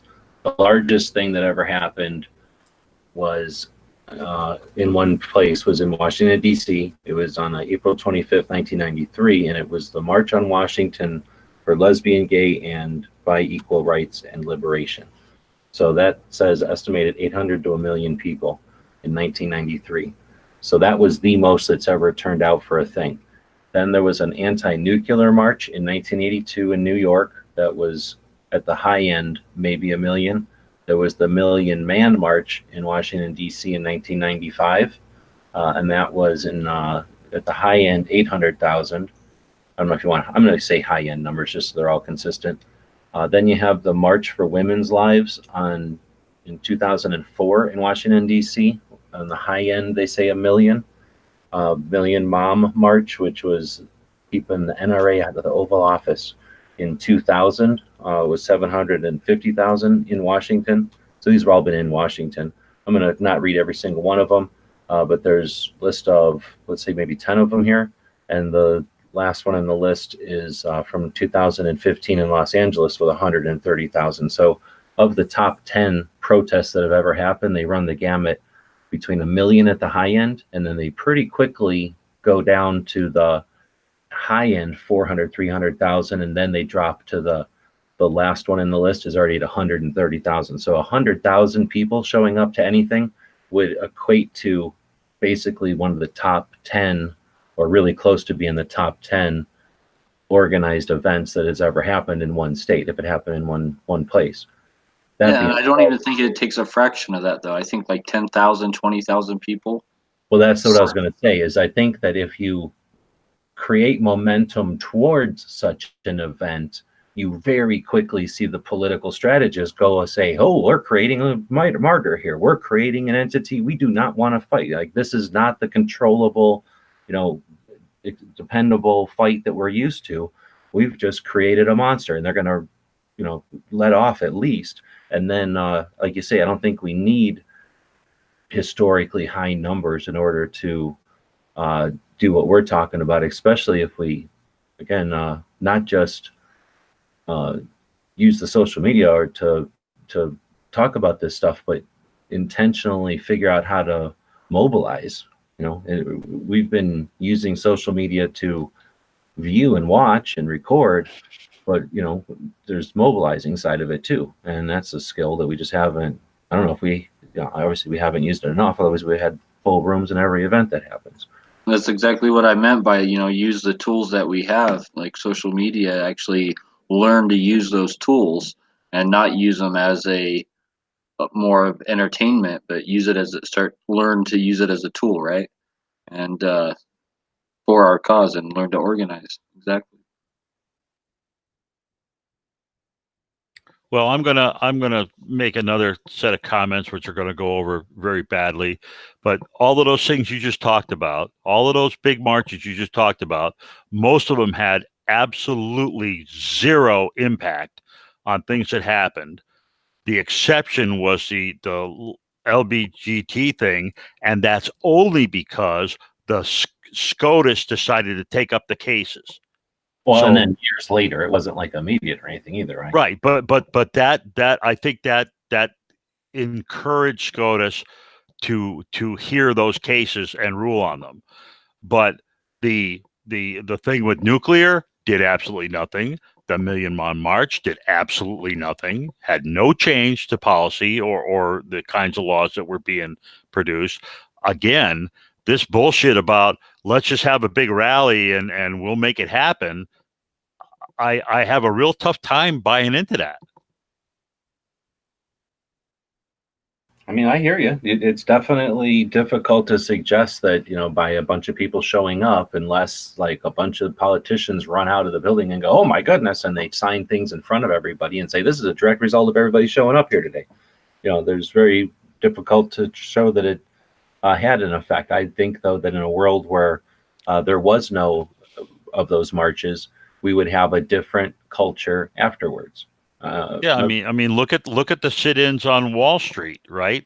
When the big housing bubble burst, and we realized that the derivatives market was screwing everybody, and they had all those big sit-ins, and what happened? One guy went to jail. For all those thousands and tens of thousands of people that sat in on Wall Street, one guy went to jail. So again, I'm not familiar with that, and I'm not going to suggest that everything has to always be a win for it to be a plausible scenario in our future, because I think there's other what's the word, like things that happen, positive consequences from it besides just a win. Like you can gain by efforting. But I hear you. Like I said, there's no way. You see, you and I disagree. If you don't win, it's like a participation trophy, as far as I'm concerned. Well, I did the right thing, and I did all the stuff I needed to do. Let me ask you this. No, if you didn't win, you didn't win. That's all there is to it. Okay, no, that's fine. So yeah. Let's say that you got a little league team, right? Does that little league team only show up, and if they don't win the first time, they certainly don't show up ever again? That's not the purpose of a little league team. The purpose of a little league team is the participation and the effort. If the purpose is to win, then yeah, little league teams are dumb. Okay, I don't know sports, dude. So pick a team where the goal is to win. And if you don't win the first time as a team, you just decide as a team, we lost.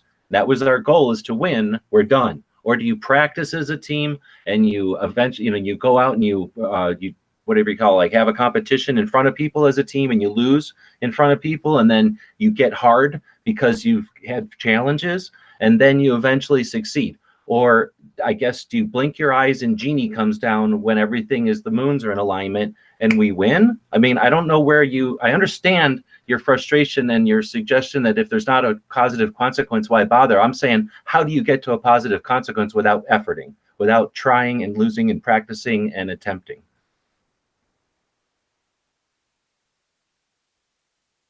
You're going to have to decide your argument. You're going to have to decide whether your argument is you just need to keep working no matter what the consequence is, or do you finally say, look, I beat my head against the wall long enough, and it's not doing the job. And I think that's a personal decision where you get to that point and all that stuff. So that's cool. And you know me, I mean, I'm still going to the legislative office building. I'm still writing a testimony. I'm still doing that stuff. But I'm telling you, I honestly believe it's a futile effort. I do it because I think it's the right thing to do, but that does not make me happy about it. I mean, I guess maybe there's a mentality to it too. So again, you I don't know. So I'm going to quit using sports. I'm going to go military. A soldier doesn't decide to act on orders. They don't deliberate on whether the strategy is effective. They fucking walk into a bullet, or they shoot somebody with a bullet, ideally, right? Like you act as a part of a machine because you know that there's a bigger thing happening. And I guess that's maybe part of it too, where again, I don't know how we get to a part where, okay, I guess I understand what you're saying, that it gets frustrating. I guess I'm saying that we have to look at it like sandblasting. You don't sandblast you're not drilling, because that requires one drill bit that has all the specifications needed, and it has the endurance and the characteristics of the steel, and it has a drill behind it that can keep the thing going, and then it has to be able to get out of the way, but you use a sandblast because you can put an untold amount of projectiles with deliberate effort in one direction and eventually wear down the material you're trying to get to. and you don't require the drill bit and all that effort or all that resource. So if we look at these attempts as the same continual assault that they're giving us, and if we look at it as, get in line and doing our mowing the lawn, or get in lockstep, or whatever word would be, to just grin and bear it and get into the fight for a while. If we as a gun owning community got into that mindset of, we need to put some time into the boring stuff, the difficult stuff, or the whatever stuff, the challenging stuff, the uncomfortable stuff, and we get people as groups and teams, and there's effort, then it's not one person doing it until their fingers are bleeding and they have to drop out because they don't have the resources or the endurance to do it themselves anymore, and they're martyrs. Instead, we have a bunch of people that just, are part of the onslaught.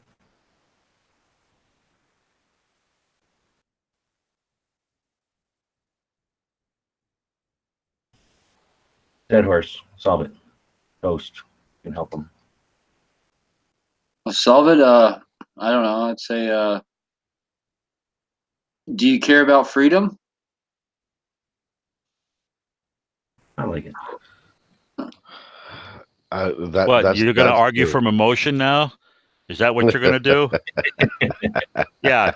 I can't win on the facts, so let's argue from emotion. Okay, that's Freedom cool, always but wins. yeah. Liberty. No. Do you want Trump? And all those guys following all those rules and obeying all those orders, if they don't win, it don't mean dick. I don't know about that, but I don't know about that one. Not that they're not valorous. It's not that each individual is not a valorous person and is trying to do the right thing. But the bottom line is, if the generals misuse them, if they pick the wrong battles, if they pick bad ground to fight on, then they lose and they're done. Well, yeah. And that's my whole point, is winning is the game. The whole point is to win. And you don't fight battles based on bad intel, and you don't fight battles where the enemy obviously has an advantage and you are at a disadvantage. And that's the difficulty that we're having here, is I'm at a disadvantaged state. I mean, the enemy has control of all the high ground here. There's all kinds of time when you unfortunately do fight unwinnable battles, because you need to either, falsely let them think something, or you need to drain something, or there's lots of reasons, you just can't lose. But the intent is to win the war. Yeah. I understand losing a battle, and when, like you were saying before, hey, sometime you lose a battle and you get the intel you need to help make you win the war. Okay. But you can only do that so many times. Oh, that's true too. So I don't disagree with you about sometimes you go up against some of these battles and all you get out of it is knowledge that you can use the next time you go fight. But you can only afford to do that so many times. And eventually you are going to run out of resource, and you're going to lose the whole war. Well, and you're also talking about one of the biggest part of war is morale. And at what point does the morale of the soldiers give up? You know what I'm saying? And it's up to the leaders to keep the morale up, to keep having them believe that there's a reason to keep fighting.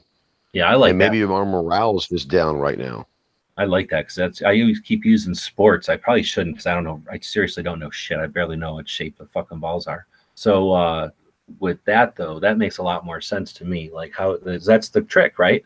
I can't even tell you how many people have come and gone because they lose their morale. They lose their drive and the motivation. And I don't know, maybe it is like Cycle saying you need wins, but I mean, we certainly have wins. It has to be a certain amount of people have to realize they got to look up once in a fucking while. And if they're driving into something that they're not winning, that doesn't mean everybody else is the same position, right? They got to look around and acknowledge the wins when we have them. But no, I like that whole thing about morale. Like, how do we address that instead of just, here's a problem, here's a problem, here's a problem, here's a problem. We can't just be all air traffic controllers waiting for bombers. There certainly aren't any bombers. We barely have any air capability at all, right? We don't have aircraft carriers. At least the NRA's sinking, so most of the fucking Navy's tied up trying to keep it afloat. And all we got is a bunch of air traffic controllers or whatever telling us forward controllers telling us where to attack, right? Every once in a while we gotta worry about, like you're saying, the fighting efficiency. And it's interesting, and this is not really had anything to do with Connecticut, but it has to do with the war. And there, in the last 4 days, has been ups and downs within the community of energy and worrisome and all of that. And should the NRA fold, and part of the discussion we had tonight, and a lot of it was off air, but part of the discussion is what do we do if the NRA does fold? And a lot of people will tell you that it's bad because that was our punching bag and all that. And part of me that I believe that as well. But on the flip side of that is we've had a security blanket all of these years, which was the NRA. Regardless if they were doing everything good or bad, it makes no difference.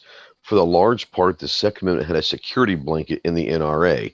And now the security blanket has not only been taken, but it's probably been burned and is gone forever. Instead of giving up, does this give us an innate, a unique time and an opportunity to redefine ourselves as a Second Amendment community now that we don't have that security blanket, to redefine and once again re-strategize our approach?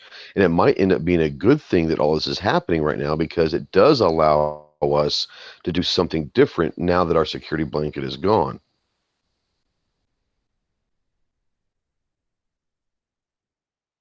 Unfortunately, I don't know what the answer is, but I think it is something that we need to look into, and maybe it is better for us that the NRA is crashing and burning. Oh, I don't think that's better for us. I mean, we'll definitely have to see the silver lining out of it and make orange juice or whatever, lemonade, I guess. But I'd certainly rather see the longest running thing. Well, that's what I'm saying. That's what I'm saying is I don't think it is, but I think that trying to turn shit into silver, like you said, the silver lining is if you're forced to it. And in America as a people have been very resilient when put in a corner. And the gun community right now is being put in a corner because our biggest advocate, or at least on paper and by voice, is under attack and possibly even falling apart. At this point, does that dog that's put in a corner come back and start attacking and biting, or do we just crawl up in the fetal position and take our licks? I'd like to think that we're going to come out stronger with this and say, look, yes, our big dog is hurting, and hopefully it doesn't go away. But if it does, maybe this is an opportunity as a community to reevaluate what we're doing. I'm gonna say let it happen. Whatever happens, I really don't care what happens. Hopefully, like say, I'd rather it salvage than completely leave. But I'm gonna think of it like a horse. Let it survive, and it be a horse. You don't let a horse decide where you're going. You let a horse carry your shit there. So either we'll be riding it or we'll be using it to carry a wagon or something. But it's got what it is, and it's a fine resource. But I think we're only going to get stronger from whatever happens from it, because that's what I'm saying. Yeah, it's going to empower our side, or at least it's going to force some of our side to realize that there's something going on.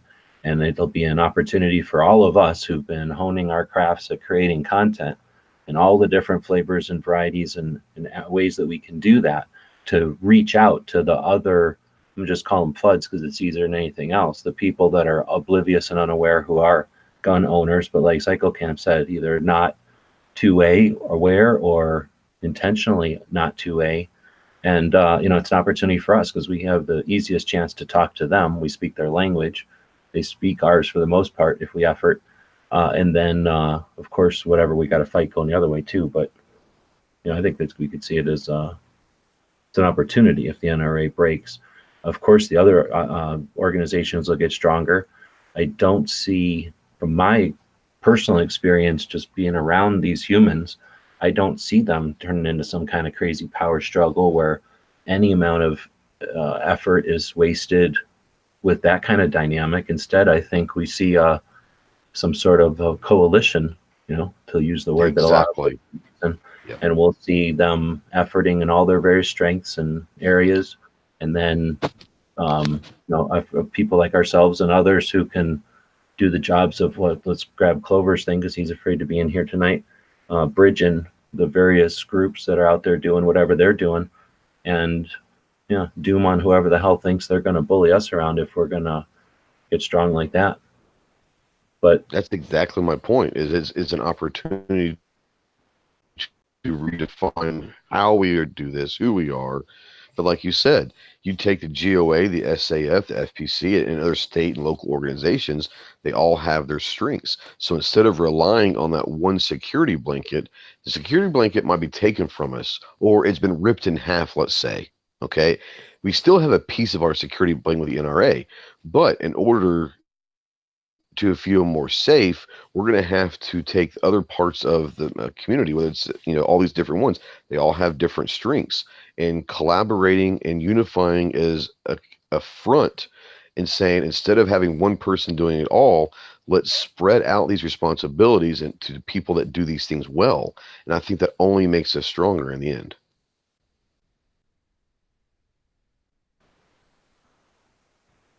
Snob? But I'm also an optimist too, so I don't know. Snob, who won? Well, nobody's winning right now. We're all losing, it seems like. But Who do you vote off the island? Oh, maybe we should do the chat like that. We'll have some sort of a thing, and then whoever gets there you go off will have to leave, and then whoever wins the Daily Gun Show. Ooh, until the last man standing. That would be boring though, because normally after the chat we all sit around BS, and that would mean I don't. Right. well, after the chat's over, we can all come back in. Oh, true. There should be there could be all kinds of cool things they could give us, like a timeout room. Think about how much fun we could have or like if you are muted for 5 minutes, or but remove, yeah, exactly. So like your mic and whatever's gone, but like I got to take a phone call, throw me in the room for a minute. Have a little light bulb on there. You could say, "Hey, let me back in." That's awesome. That's an interesting concept of a show, though. That would be awesome. So would you do that like in like 10 or 15 minute segments, and at the end of each segment, you'd go through the whole. Okay, now we're going to vote somebody off. The chat votes off somebody. We did that one. That is kind of a neat idea. Or if you don't like what Cycle has to say, you just put him in the timeout room for a little bit. Well, that wouldn't be the first time. We did that one time to let people on the show, not on this Daily Gun Show, but back when we were first playing with Hangouts and stuff. We did a thing where you had to because it was always people that wanted invites, right? And we didn't all just do like Matt and send links out. So yeah, you had to answer a question, and then whoever win get a link in, and that's how we would fill the room. So yeah, you could do the same thing every once in a while. Whoever gets challenged or whoever loses, do it's got to be like, what's that? Is that Duck Duck Goose? Where you run, or is it, what the fuck is that? What's the one where you go around, everybody has to sit down, and there's always one less chair?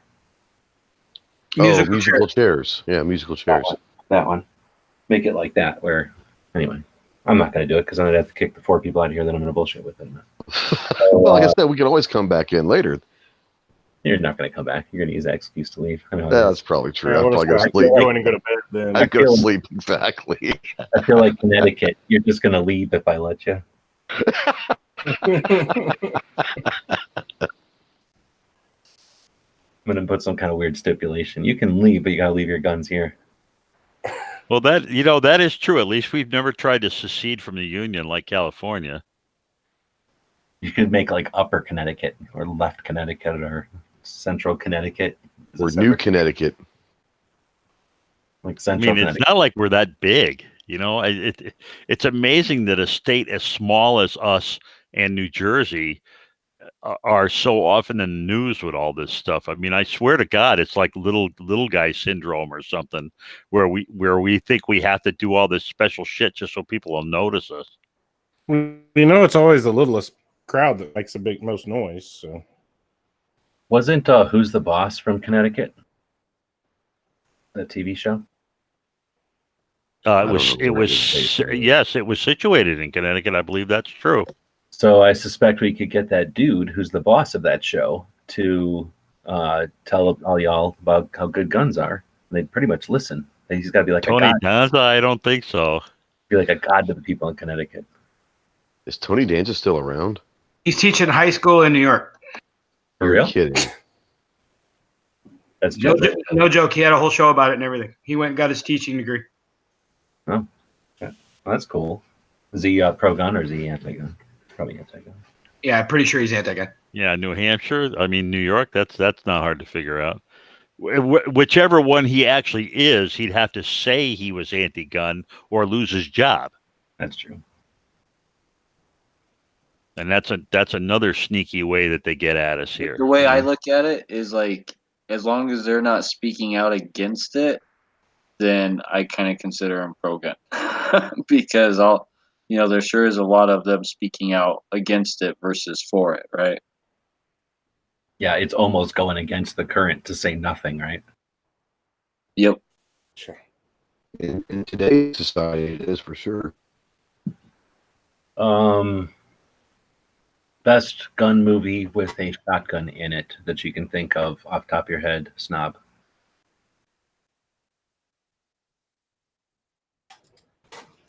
That was a good one. What one? The Highwayman. This recent one with Yeah, the one I just watched. All right. Every time he told him, grab the shotgun. Woods. Evil Dead, double barrel shotgun. Buy it at Bico. Boom. Damn you, Woods. Ghost. It wasn't a great movie because of the shotgun, but it brought a lot of things to the shotgun. I want to say Terminator 2. Dead Horse. Oh, because Ghost and Woods both stole my answers, I'm going to go with Hobo with a Shotgun. I have not seen it. I'm assuming it's I good. have not seen that. Oh, yeah, it's good. I've seen it, and I think I heard somebody say it was good. I just never actually watched it yet. Psycho Camp. I'm gonna go with a classic McClintock with the Greeners. Oh shit, that is a good one. And I'm also going to go with a classic, Lone Wolf McQuade, with that. Or you know what? I'm going to go with Outlander. Screw Lone Wolf McQuade. I'm going with Outlander, and that cool 1100 sawed off looking thing on the moon or whatever it is, moon of Venus or something. Yeah, that's Sean Connery, right? Yeah, in space. Yeah, that was a really good movie. And he's got cool shotguns in space. That's super hardcore. When you're going in space, you still bring shotguns with you. Sawed off, semi-autos. There you go. So there's a bunch of movies to watch with shotguns in them. Nobody out there even mentioned one. Vanessa Kitty says How the West was won. And then Seven Wonders said Wrong Turn. Is that a movie? I've never heard of it. I don't know. Wrong Turn. Eliza Dushku, whatever, and some other girl, Carly, are traveling with some guy and some other guy and somebody when they have a car trouble in West Virginia. Moments later, somebody crashes in their disabled vehicle. So it's some sort of... I'll give a shout out to RoboCop with the guy with that one shot. There was some cool shotguns in RoboCop, but especially the one guy that was was he like Kane? Like he's the one who ended up in the Bad Robot, right? But before he was Kane, he had before he was the Bad Robot, he had a good shotgun. So that would have been what, RoboCop 2? Yeah, I think that was RoboCop 2. Yeah. Yeah, so there was some actually in all through RoboCop, there was some pretty cool shotgun. And all the RoboCops, really.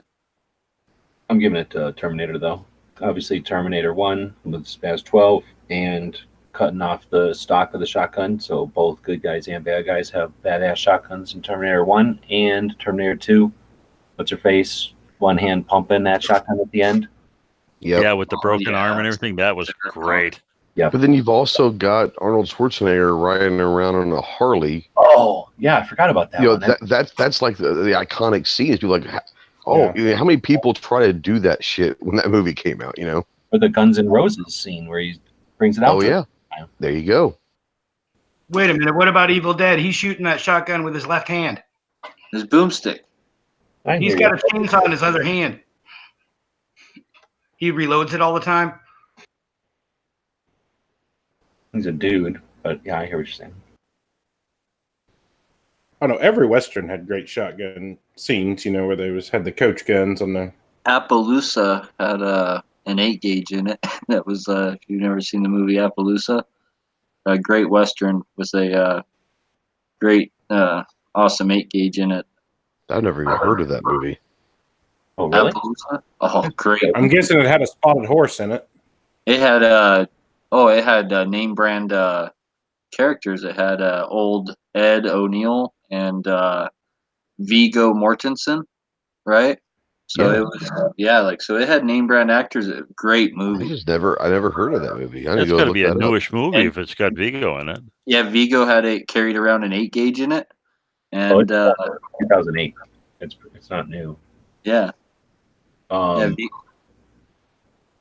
but I was just gonna say, like, that 8 gauge was just amazing. Like, I want one of those. That movie made me want an 8 gauge. oh, I was mixing it up with another movie. It says that dude and his friend go to 1880 Southwest, bringing justice to lawless towns. I was thinking of the one where they're in like the desert and they have like a horse race in the desert. Oh no, that's the other Viggo Mortensen one. That's It was named after the horse. Yeah, golly. yeah, that's a different Yeah. Viggo Mortensen one, but that one's good too. But no, yeah, Appaloosa's Ed Harris and Viggo Mortensen, Now and the one the Cycle Camp talked about McClintock, that one, right? Or no? Yeah, McClintock, right? Yeah, McClintock. He has the two greeners. When he goes to McClintock goes to register, go to save his grandson, and Yes. that was right at the very beginning. He asked Maureen O'Hara, do you have the greeners? And she's like, yeah. You think I would forget those? And that was pretty cool. Like it's like I just watched that movie the other day too, so it's like right on my fresh on my mind. But it's like that movie is so cool because they didn't need to like feed nobody nothing. It was just obvious. Like this guy is an old grandpa, gets called in from whatever doing farting around out in the woods. Basically, it sounds like grandma calls him in because the grandkid got kidnapped. They basically meet up at the railroad station or something, and yeah, he's like, all right, I got this, I got that, you know. And then he's like, hey, did you happen to bring him? She's like, of course I brought him. What the hell? And then he has these two sawed off. I guess they're just 12 gauges, or were they bigger? Yeah, they were 12s. Yeah, But it's the whole. It's kind of a running thing in John Wayne movies, I guess, because it's in a couple of them. But it's like, you know, I'm old, so I don't want no bullet. I want a scatter gun. And then he asks later his old friend, it's like, hey, do you want a rifle or do you want a shotgun? yes, his Indian companion there. Yeah, that's a pretty cool movie. I like that one. Yeah, I love the running gag. I thought you were dead. No. What about Mad Max? Okay. Wait. Yeah. Okay. Yeah, that shotgun that he used a bunch of times, trying to reload it. Shotgun shells are everywhere. He's trying to grab them. And then and then that takes it to a whole other level where you get like intimately familiar with the thing and it not working half the damn time. It was like kind of comedy and kind of its own character, right? Like keeping the damn shotgun working.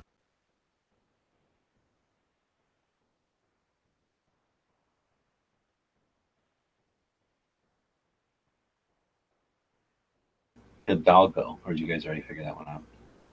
Yeah, Hidalgo was the name of the horse. yeah. Hidalgo, that's the one. Yep. Yeah, Omar Sharif was in that movie. All right, well, so I guess we've been chatting for a while. We got a lot of dead air there. Nobody's really saying anything again, so I guess we'll wrap it up. Anything coming up with anybody? Ghost had his show today. I would just like to say that it's really important for us to try to use our words to solve these problems, because words that is like what makes civilization great, is the fact that we try to use words, and once we run out of words, that's when the bad stuff happens. Oh yeah, I mean, it was interesting looking at. We started the whole show off today. We'll actually end the show today. Oh wait a minute, did I close that? Damn it. We'll eventually end the show today with this. Did I close it or not? The quote from Lieutenant no, he was a colonel from Mogadishu, and that was I never really paid attention. I'm not a history buff as far as what all the different campaigns that the military has gone through, but I guess Mogadishu comes from the fall of communism. Had consequences that these different regions weren't funded anymore by communists, so stuff happened, right? And in Mogadishu, it was did they say clannish? Is the word they used, or maybe it was we used tribes back then, but it could Tribes. be clans. But we called them tribes. Yeah. But so so the tendency there is to obviously be gangish or tribish or whatever, right? And then everybody, I guess, because of lack of resources, moved to the cities where they hadn't been, and they swole in the cities 3 or 4 times their normal size, so they turned into ghettos and just became a whole crazy thing in a small matter of time. So interesting.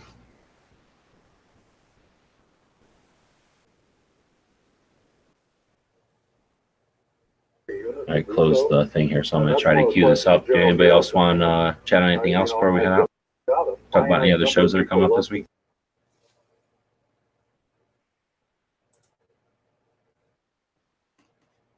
I think Travis has a Caliber Corner, right?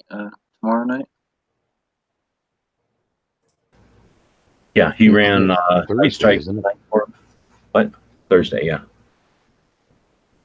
Well, tomorrow we got Matt and we got Rick doing his shooting with his disabled show on Wednesday. Yeah. And does anybody else have a show on Wednesday anymore? No, I guess not. I have a chat with Kevin KD, chatting about his media / training 3-day event that he's got coming up towards the end of the month, and we'll chat more about the details of that tomorrow. And we'll be back here for this show. All right. If anybody doesn't have anything else, I am going to end it again with I believe this is Colonel Lee Van Arsdale. So those are the kind of ethical questions that I don't have an answer for, other than to say that you've all heard the words duty, honor, country, presumably. That gives you an ethical, a moral foundation. It's a foundation of integrity. And when you're making all your decisions based on that, you can look back and say, okay, I made the wrong decision. But no one can question why you made that decision if it's built on the proper foundation.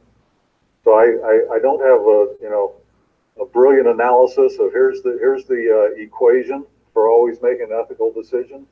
But I think if you put yourself in those positions and say, what would I do then you'll, and if you have that values-based foundation, then that's going to serve you tremendously the rest of your life in and out of uniform.